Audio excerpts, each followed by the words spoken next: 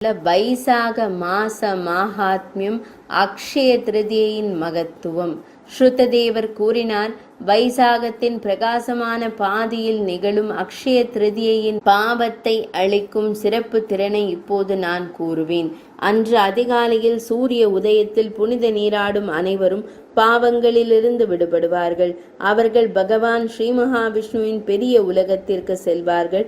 தேவர்கள், பித்ருக்கள் மற்றும் முனிவர்களை கருத்தில் கொண்டு ஒருவர் நீர் பானத்தை வழங்கினால் அது வேத படிப்புகள், யாகங்கள் மற்றும் 100 சார்த்தங்களை செய்வதற்கு சமம்.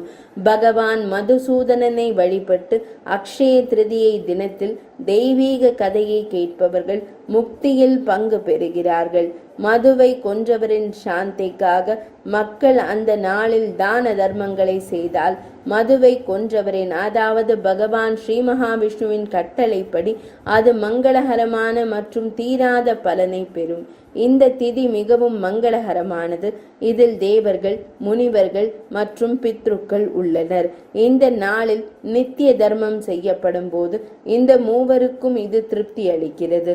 மன்னர்களில் சிறந்தவரே, இந்த திதி ஏன் பிரபலமாகிவிட்டது என்பதற்கான காரணத்தை நான் கூறுவேன். மிகுந்த மன ஒருமைப்பாட்டுடன் இதை கேளுங்கள். முன்பு புரந்தரர் பலி மன்னருடன் போரிட்டார். அதன் பின்னர் தேவர்களும் தைத்தியர்களும் ஒருவருக்கொருவர் போரிட்டனர். பலி சக்கரவர்த்தியை தோற்கடித்து பாதாள உலகங்களில் தங்கும்படி கட்டாயப்படுத்திய பிறகு அவர் தேவேந்திரன் மீண்டும் பூமிக்கு வந்தார். அவர் பிரகஸ்பதியின் சகோதரர் உதத்தியரின் ஆசிரமத்திற்கு அவர் சென்றார். அங்கு அவர் தனது மனைவியை கண்டார்.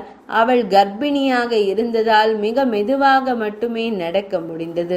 அவள் நடுங்கும் இடுப்பில் கட்டப்பட்ட ஒரு கச்சையால் நன்கு அலங்கரிக்கப்பட்டிருந்தாள். வளையல்களின் இனிமையான சத்தம் குடித்த தேனீக்கள் மற்றும் காக்கைகளின் சத்தத்தை விட அதிகமாக இருந்தது. அவள் பல்வேறு வண்ணங்களில் அழகான ஆடைகளை அணிந்திருந்தாள். அழகான பெண்மணி அழகான புன்னகையுடன் இனிமையான குரலை கொண்டிருந்தார். அவளுடைய இணை மார்பகங்கள் மிகவும் நேர்த்தியான குடங்களை ஒத்திருந்தன. அவளுடைய விழிகள் நீல மலரை போன்றவை. அவள் புன்னகைக்கும் போது அவளுடைய முகம் ஒரு தாமரை மலரை ஒத்திருந்தது. அவள் ஒரு கேதக்கி மலர் கொத்தின் உட்புறத்தை ஒத்த வெளிரிய கன்னங்களுடன் மிகவும் வசீகரமாக தோன்றினாள். சோர்வு காரணமாக அவள் ஆழ்ந்த மூச்சை எடுத்தாள். அவளுடைய விழிகள் அவளுடைய பரிதாபகரமான நிலையை காட்டின. அவள் குடிசையின் நுழைவாயிலுக்கு அருகில் எங்கோ கிடந்தாள். அவள் படுக்கையில் உறங்கிக் கொண்டிருந்தாள். அவளை கண்டதும் தேவேந்திரன் மோகம் கொண்டு அவள் கர்ப்பமாக இருந்த போதிலும் அவளை பலாத்காரம் செய்ய முற்பட்டான். கருப்பையில் இருந்த கரு பரிதாபமாகி அது வெளியே விழுந்து விடுமோ என்று அஞ்சியது. அதனால் அது தன் காலால் யோனி பாதையை மூடியது. அதன் பிறகு பலியின் எதிரி பிந்து திரவம் தரையில் சிந்தியது. எனவே தேவேந்திரன் கரு மீது கோபமடைந்தான். விழிகளின் விளிம்பு செம்பு போல சிவந்து அவன் ஆவேசமாக அவனை சபித்தான். துஷ்டனே, பிறப்புறுப்பு பாதையை மூடி என்னை அவமதித்ததால் பிறக்கும் போதே குருடனாகு. அதன் பிறகு திர்கதபஸ் என்ற மகன் பிறந்தான். குறைபாடு உள்ள மகன் தனது காலால் தரையில் சிதறடிக்கப்பட்ட விந்து திரவத்திலிருந்து ஜலதன் பிறந்தான். பின்னர் தேவேந்திரன் முனிவரின் சாபத்திற்கு பயந்து வெளியேறினான். தேவேந்திரன் ஓடுவதைக் கண்டு அனைத்து மத மாணவர்களும் சிரித்தனர். அதன் பிறகு அவன் வெட்கம் கொண்டு மேருவின் ஒரு அற்புதமான குகைக்கு சென்றான். அங்கே மறைந்திருந்து ஒரு பெரிய மற்றும் கடுமையான தவம் செய்தான். தேவேந்திரன் மேருவில் அவமானத்தால் மறைந்திருந்து தங்கியிருந்த போது பலி மற்றும் பிற தைத்தியர்கள் அதை ஒற்றர்கள் மூலம் அறிந்து கொண்டனர். அவர்கள் சூரர்களை தாக்கி அமராவதியில் மகிழ்ந்தனர். பலி தேவேந்திரனானார். சொர்க்கவாசிகளின் ராஜ்யம் ஒரு அதிபதியை இழந்த போது சம்பரர் உள்ளிட்ட வலிமை மிக்கவர்கள் பகுதிகளின் பாதுகாவலர்களின் செழிப்பையும் செல்வத்தையும் அனுபவித்தனர்.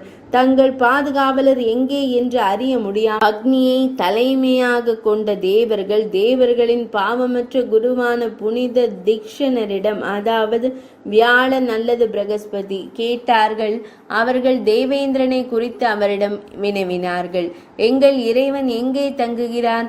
சொர்க்கவாசிகளின் இந்த ராஜ்யம் அதன் தலைவரை இழந்துவிட்டது. எனவே இது தைத்தியர்களால் தாக்கப்படுகிறது.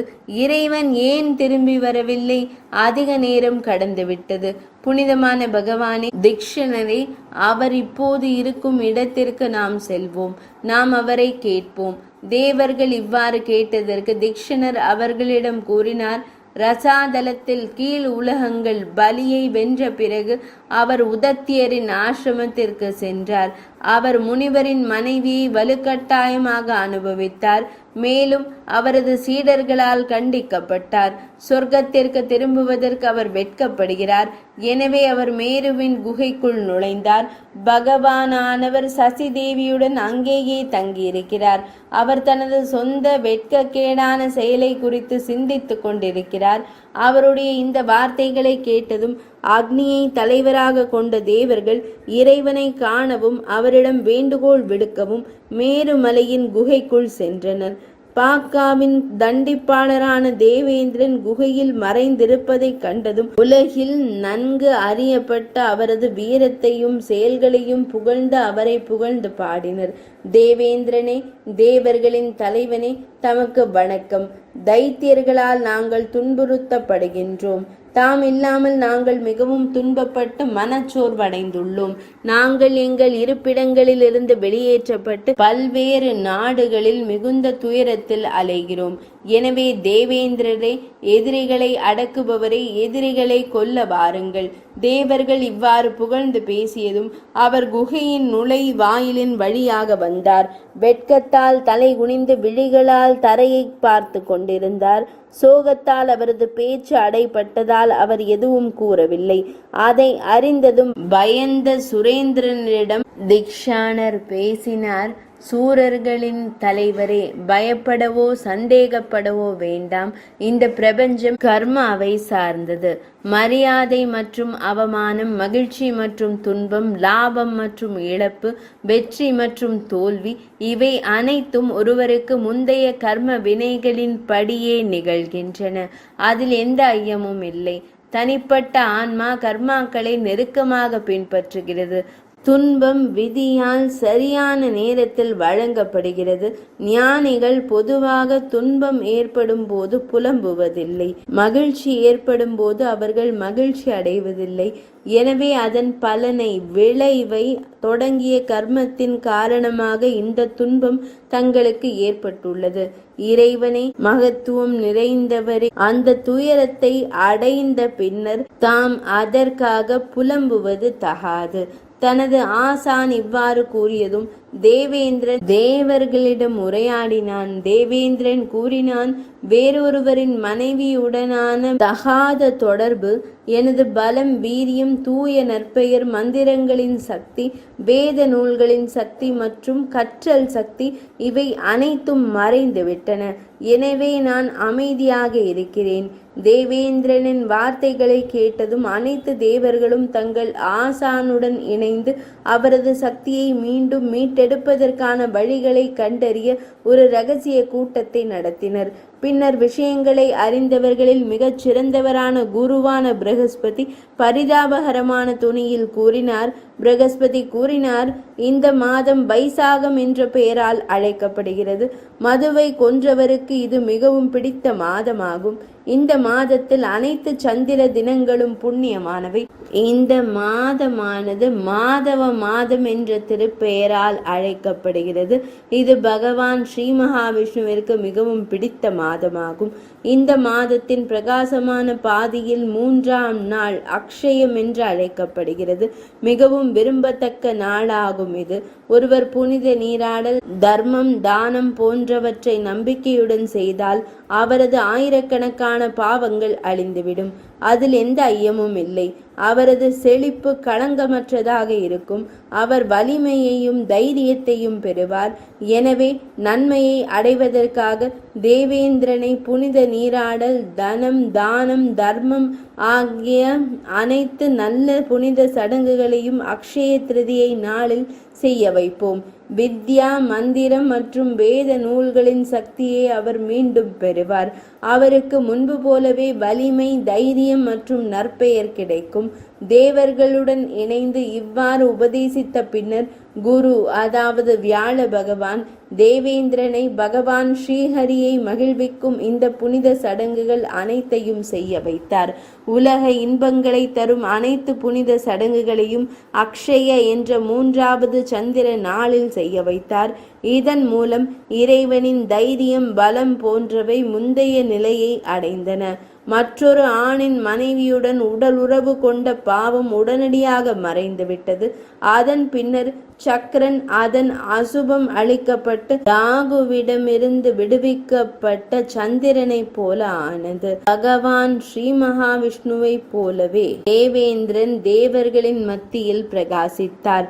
பின்னர் தேவர்களுடன் இணைந்து அவர் அசுரர்களை தோற்கடித்தார்.